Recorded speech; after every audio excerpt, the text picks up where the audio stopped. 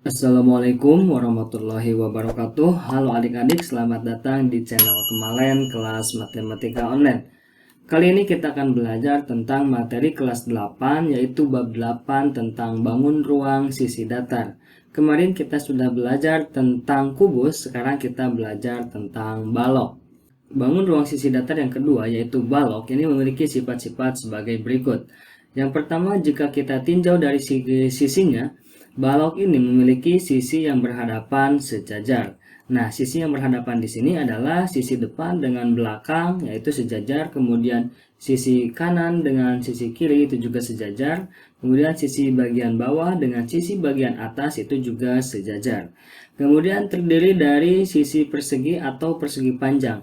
Nah, di sini pada bangun ruang balok itu kita bisa menggunakan persegi panjang seluruhnya untuk seluruh sisinya, atau boleh kita sisipkan persegi untuk beberapa sisi tertentu. Misalnya di sisi kiri dan kanan ini kita bisa gunakan sisi persegi, dan untuk sisi depan, belakang, atas dan bawahnya itu kita bisa gunakan persegi panjang, atau bahkan keseluruhan dari sisinya ini bisa kita gunakan sisi persegi panjang. Nah, seluruh sisi dari bangun ruang balok itu terdiri dari 6 buah sisi. Kemudian sifat-sifat balok ditinjau dari segi rusuknya. Ini yang pertama, rusuk-rusuknya berpotongan saling tegak lurus. Nah, rusuk itu kan adalah garis yang menghubungkan dua buah titik sudut. Misalnya di sini adalah rusuk AB. Artinya, rusuk AB ini garis yang menghubungkan titik sudut A dengan titik sudut B. Dan di sini juga ada rusuk BC. Ya, rusuk BC berarti dia adalah garis yang menghubungkan titik B, titik sudut B maksudnya dengan titik sudut C. Nah, rusuk AB ini akan tegak lurus dengan rusuk BC. Kalau misalnya kita lihat di alat peraga berupa bangun ruang balok atau kerangka balok, itu bisa kelihatan ya bahwa rusuk AB dengan rusuk BC itu tegak lurus. Kemudian jumlah rusuk dari balok ini adalah 12 rusuk ya. Nah, kalau kita hitung berarti AB 1, BC 2, CD 3, DA 4 dan seterusnya. Kalau kita hitung nanti ini ada 12 rusuk. Oke, selanjutnya sifat-sifat balok ditinjau dari segi titik sudutnya. Balok ini memiliki 8 buah titik sudut, yaitu titik sudut A, titik sudut B, titik sudut C, titik sudut D, titik sudut P, titik sudut Q, titik sudut R, dan titik sudut S. Oke, itulah sifat-sifat dari balok. Selanjutnya, mari kita lihat jaring-jaring balok. Nah, untuk membuat jaring-jaring balok ini sama seperti dengan kita membuat jaring-jaring pada kubus ya. Nah, jadi langkah pertama kita tentukan dulu sebuah sisi sebagai patokan. Misalnya di sini saya akan buat sisi alas. Oke, sisi alas itu kan ini ya, A, B, C, D. Ini dia bentuknya persegi panjang. Jadi saya buatkan seperti ini misalnya. Nah, ini sisi A, ini B, ini C, dan ini D. Ini sisinya sisi alas. Oke. Kemudian dari sisi alas ini kita bisa sambungkan melalui sebuah rusuk ya ke sisi yang selanjutnya, sisi yang berikutnya. Misalnya dari sisi BC, dari rusuk BC ini kita akan sambungkan dengan sisi yang kanan ya, yang kanan ini. Misalnya saya pakai yang kanan ini adalah sebuah persegi ya, sehingga nanti BC dengan CR ini sama ya, berarti dia persegi. Oke, misalnya kita sambungkan di sini di titik di garis atau di rusuk BC ya. Nah, ini persegi misalnya. Oke, B berhubungan dengan Q, kemudian C berhubungan dengan R. Oke, ini adalah sisi kanan. Oke, kanan ya. Nah, dari dua buah sisi yang sudah kita buat sebagai jaring-jaring balok, kita bisa menentukan sisi selanjutnya dari alas ataupun dari sisi kanan ini ya. Nah, kita tinggal pilih salah satu rusuk saja. Misalnya, saya mau ke sisi kiri. Nah, sisi kiri itu kan adalah ADSP. Kita lihat di sini yang berhubungan dengan sisi ADSP yang mana. Nah, berarti ini kan AD-nya sudah ada, berarti tinggal kita hubungkan dari rusuk AD ini ke rusuk SP. Oke, karena sisi kiri ini adalah bentuknya persegi sama dengan sisi kanan, berarti kita buat di sini itu sebuah persegi ya. Seperti ini, kurang lebih. Di mana A ini berhubungan dengan titik P atau ada rusuk AP ya. Kemudian D berhubungan dengan S. Nah, jadi seperti ini. Ini adalah kiri. Oke, jadi kita sudah punya 3 buah sisi sebagai jaring-jaring baloknya. Tinggal kita tentukan sisi selanjutnya, yaitu misalnya nih sudah ada alas kanan dan kiri, berarti kita butuh depan belakang deh misalnya ya. Nah, depan belakang ini kita ambil dihubungkan dari sisi yang alas misalnya ya, di sisi AB ini ya. Oke, berarti depan itu kan AB Q P. AB-nya sudah ada, berarti kita tinggal butuh Q P. Oke, berarti kita sambungkan dari AB ini ke Q P. Seperti ini misalnya ya. Oke, berarti A ke P ya, ini ya. A ke P. Kemudian B ke Q ya. B ke Q. Nah, ini adalah sisi depan. Oke. Begitupun untuk sisi belakang. Nah, sisi belakang itu kan DCRS. Nah, DC-nya sudah ada di sini ya. DC sudah ada, berarti dari DC ini kita hubungkan ke RS. Kita tinggal buat saja di sini seperti ini. Nah, ini nyambung ya. Oke, seperti ini. Berarti D nyambungnya dengan S, kemudian C nyambungnya dengan R. Nah, kalau sudah ketemu yang sama ya, di sini ada DS, ini juga DS, ini berarti di daerah sini itu tidak bisa dibuat lagi sisi ya, karena sudah ada yang sama. Ini juga sama, CR dengan CR ini tidak bisa kita lanjutkan lagi. Kemudian ini BQ dan ini juga BQ sama, tidak bisa dilanjutkan lagi. Ini AP atau PA, ini AP juga sama ya, tidak bisa dilanjutkan lagi. Berarti yang bisa kita lanjutkan hanya ke sini ya. SP ini boleh dilanjut, SR boleh juga, QR juga boleh, dan PQ juga boleh ke bawah ke sini ya. Oh, tadi ini belum ya, ini itu belakang, berarti BLK saja belakang. Berarti yang belum tinggal sisi yang mana? Alas, depan belakang, kiri kanan, tinggal atas ya. Ini kan sudah 5 ya, berarti tinggal satu lagi yaitu sisi atas. Sisi atas yaitu PQRS. Nah, PQRS di sini bisa dengan PS, bisa dengan SR, bisa dengan QRQ atau QR, bisa dengan PQ, terserah kalian maunya di mana.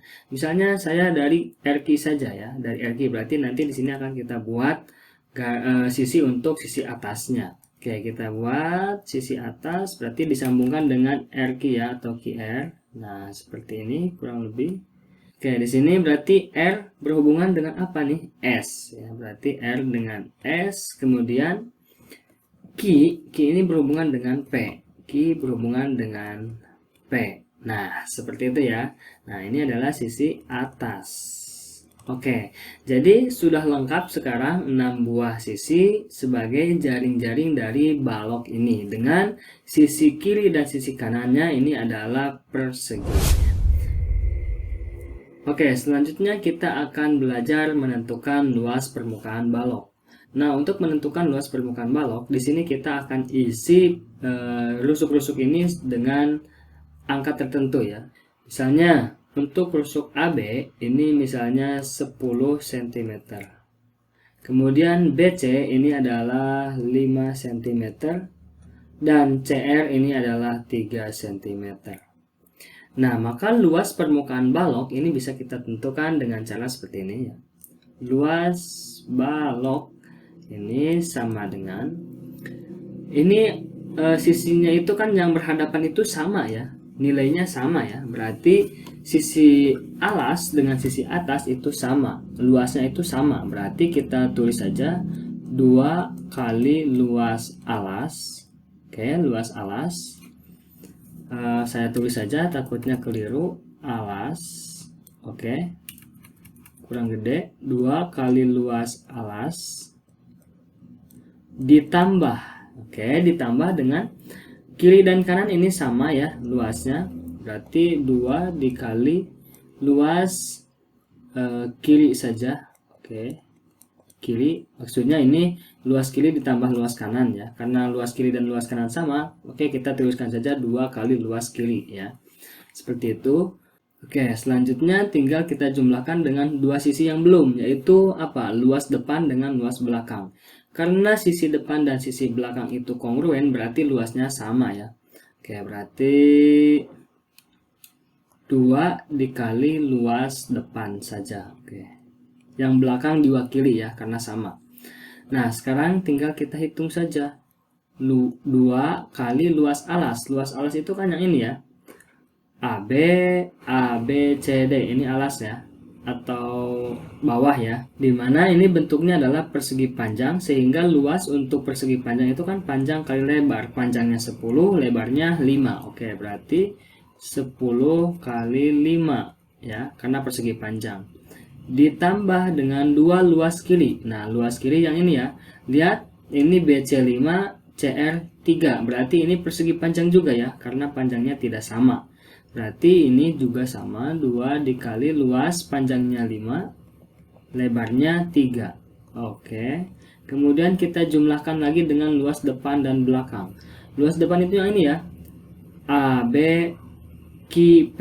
Nah, ini sisi BQ ini dengan sisi CR itu sama, berarti di sini juga sama 3 cm ya. Ini juga pasti sama 3 cm.